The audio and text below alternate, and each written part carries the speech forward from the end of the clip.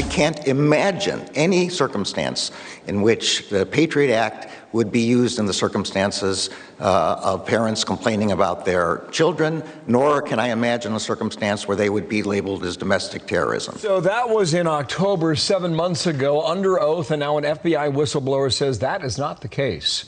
2 Republican members of Congress want answers, and one of those is with me now, Jim Jordan, Republican from Ohio, ranking member, House Judiciary Committee. Sir, good morning to you. You've been trying to get more questions from the DOJ. How's that going?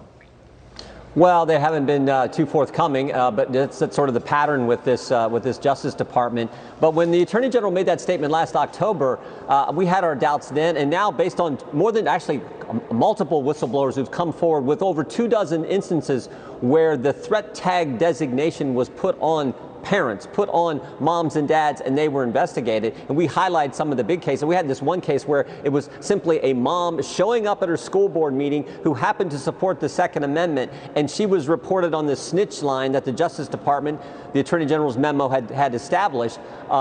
This is how ridiculous it is. So it sure looks like the statement the Attorney General made last October was not accurate based on what multiple whistleblowers have now come forward and told us about what is going on out there across the country. A couple of things I'm trying to understand. The example you just gave, where was that woman? What part of the country? Well, we've kept that out just because to protect the whistleblower. I mean, we know there was multiple cities where this happened, multiple areas around the country. We kept that out of the letter. We had that part redacted in the public letter.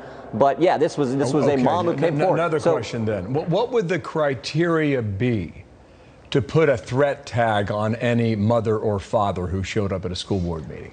Well, I don't know, but we do know in one of those situations when they actually interviewed the person who put the complaint in, who went to the snitch line that was established, who put the complaint in, they said, well, we didn't actually know of any threats or any real crime. We just knew we didn't like what these people were about, that they were, bad people, they were conservative, they were whatever name. So there was no evidence, and yet that person was reported. This threat tag designation, this label was associated with their name, and they were investigated by the FBI, which is exactly what we said was going to happen.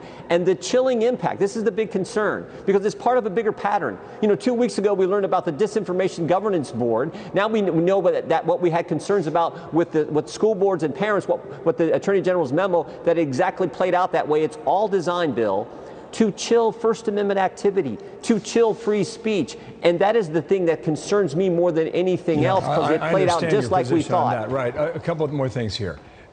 Did a parent call on another parent?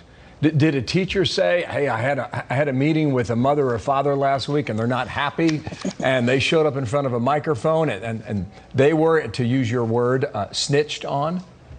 Well, remember the pattern here. The School Board Association sent the letter September 29th. October 4th, the memorandum goes out to U.S. attorneys. 16 days after that, on October 20th, the FBI sends out the email saying establish this threat tag. First of all, the first thing I always say is that all happened in 22 days. I've never seen the federal government move that fast. So that all happened. One of the examples we cite in our letter from the whistleblower was Democrats basically reporting on Republican elected officials because they didn't like what they were saying. They didn't like what their position on the mask issue and what was happening relative to COVID and lockdowns in certain situations at schools. Or it could have been that is all political. It could have been some political comments in front of the microphone, which is protected by free speech, which would be even more egregious. Statement from DOJ. I don't know when this came out. I think it's been months ago.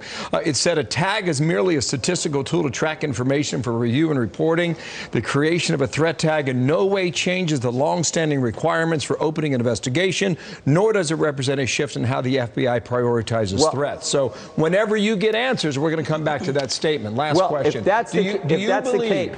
Yeah, do you believe the AG told the truth under oath, or did he simply not know? Well, I actually probably think it's more of the latter, but that's just as concerning, frankly, if he didn't have a clue what was really going on. Because what you just read, that's not what happened. They went out and talked to people. So it wasn't just a way to track things. They actually did an investigation because they talked to the complainant. They went out and did an investigation. That is much different than what you just described, and that is our concern. Okay, sir, thank you. We'll follow up. Jim Jordan from Ohio. You bet. Thanks for your time in Washington.